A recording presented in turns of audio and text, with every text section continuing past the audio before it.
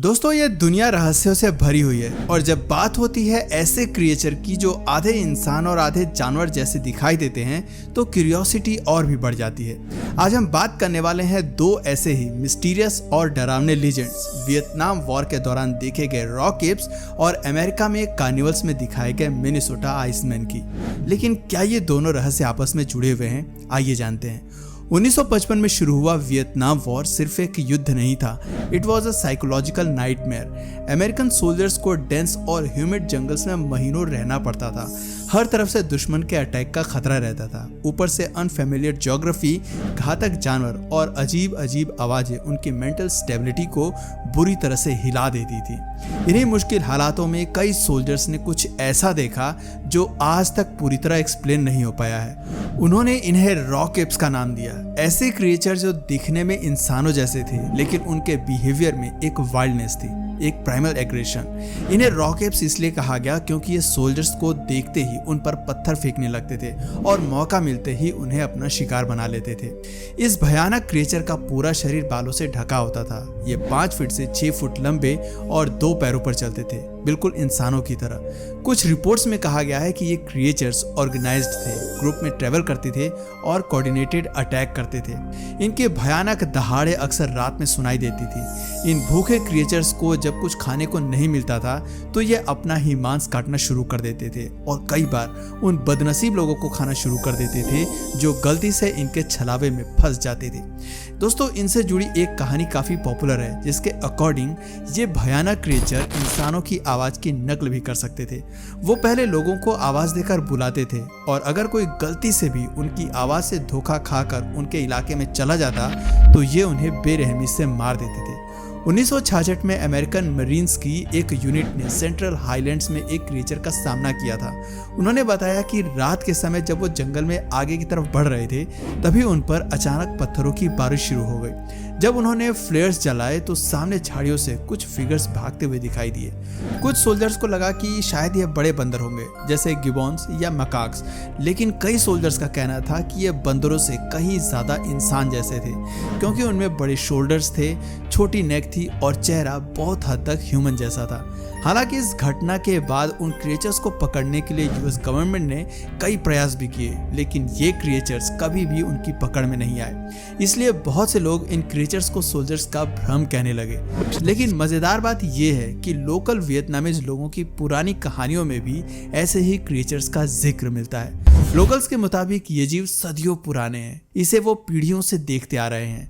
वो इन्हें नोगोए रूंग या द फॉरेस्ट पीपल कहते हैं। सोल्जर्स और लोकल्स की स्टोरीज में इतनी ज्यादा सिमिलैरिटीज थी कि लोगों ने सोचना शुरू कर दिया, क्या सच में वियतनाम के जंगलों में कोई अननोन स्पीशीज छिपी हुई है? वियतनाम वॉर के दौरान रॉक केव्स एक ऐसी पहेली बन चुके थे जिसने लोगों को हैरानी और डर दोनों में डाल दिया था। लेकिन हालात तब और भी रहस्यमयी हो गए जब उसी दौर में अमेरिका में कुछ लोगों ने एक ऐसे ही अजीबोगरीब क्रिएचर को देखने का दावा करना शुरू कर दिया। एक रिटायर्ड एयरफोर्स सोल्जर फ्रैंक हंसन ने एक फ्रोजन क्रिएचर को अमेरिकन को दिखाना शुरू किया था।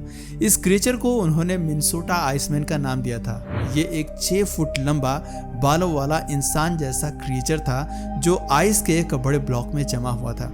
उसके फेस पर एक फ्लैट नोज थी, बड़ा फोरहेड था और साथ में एक डरावना एक्सप्रेशन भी था, मानो जैसे मरते वक्त वो किसी दर्द में हो। लोग इसे देखने के लिए पैसे देते थे और लंबी लाइन लगती थी। लेकिन ये किसी म्यूजियम में नहीं था, ये कार्निवल्स में, स्टेट फेयर्स में और पार्किंग लॉट्स में दिखाया जाता था। इस तमाशा जैसे डिस्प्ले ने उस क्रिएचर की ऑथेंटिसिटी पर सवाल खड़े कर दिए। मिनेसोटा आइसमैन पहली बार 1968 में सामने आया जब हंसन ने इसे पूरे अमेरिका में घुमाना शुरू किया। उनका दावा था कि यह रियल क्रिएचर है, शायद ह्यूमन एवोल्यूशन का कोई खोया हुआ लिंक या कोई नई स्पीशीज। इस क्रिएचर की शक्ल, बालों वाली बॉडी, इंसान जैसा स्ट्रक्चर और स्ट्रॉन्ग बिल्ड वियतनाम के रॉक केव से काफी मिलती थी। यही वजह थी कि लोगों ने सवाल उठाना शुरू कर दिया कि क्या ये वही क्रिएचर है जो वियतनाम में देखा गया था? क्या ये पॉसिबल है कि वियतनाम का कोई क्रिएचर अमेरिका तक पहुंच गया हो?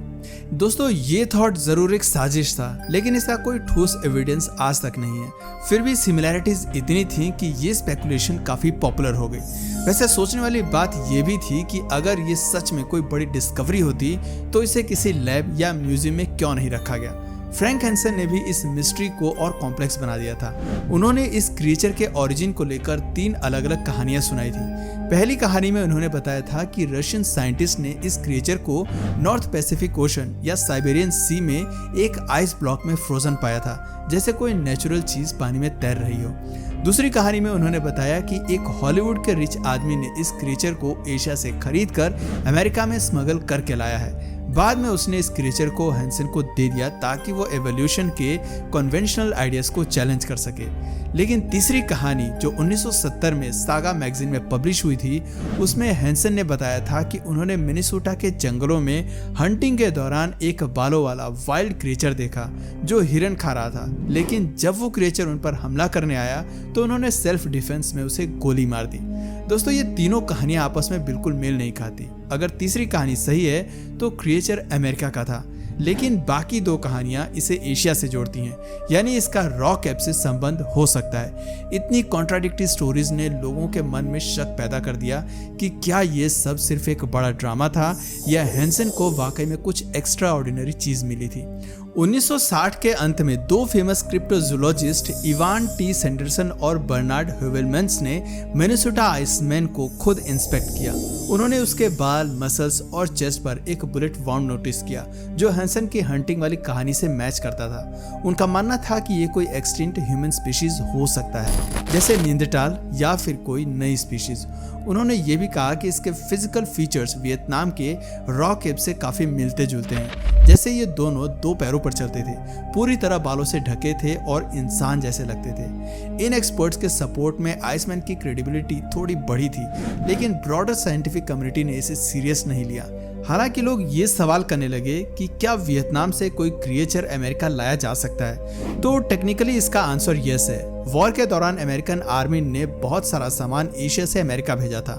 हो सकता है किसी सोल्जर ने इस क्रिएचर को सीक्रेटली स्मगल किया हो, लेकिन इसका कोई ठोस एविडेंस आज तक नहीं है। हो सकता है हैंसन की मिनेसोटा वाली हंटिंग स्टोरी ही सच हो, शायद ये अमेरिका का ही कोई नेटिव क्रिएचर है जैसे बिगफुट, लेकिन ये भी सिर्फ एक अनुमान ही है। इन डाउट्स की एक वजह ये भी थी मिनेसोटा आइसमैन का डिस्प्ले स्टाइल। आइस ब्लॉक की वजह से क्रिएचर्स के डिटेल पूरी तरह साफ नहीं दिखते थे और हैंसन ने कभी इसे पूरी तरह से पिघलने भी नहीं दिया। उसका कहना था कि अगर आइस मेल्ट हुई तो क्रिएचर खराब हो जाएगा। 1969 में स्मिथसोनियन इंस्टीट्यूट ने इसे वेरीफाई करने की कोशिश की, लेकिन हैंसन के कंफ्यूजिंग जवाबों के चलते उन्होंने केस छोड़ दिया। लेकिन बाद में हैंसन ने खुद ये एडमिट किया कि जो क्रिएचर वो लोगों को फेयर्स में दिखा रहा था वो रियल नहीं था, वो बस एक रेप्लिका था। उसके हिसाब से ओरिजिनल क्रिएचर किसी सीक्रेट ओनर के पास है, लेकिन ये बात एक मिस्ट्री को और डीप बना देती है। कुछ लोगों का मानना है कि ये बस एक रबर का मॉडल था जिसे आइस में फ्रीज करके रियल दिखाने की कोशिश की गई थी।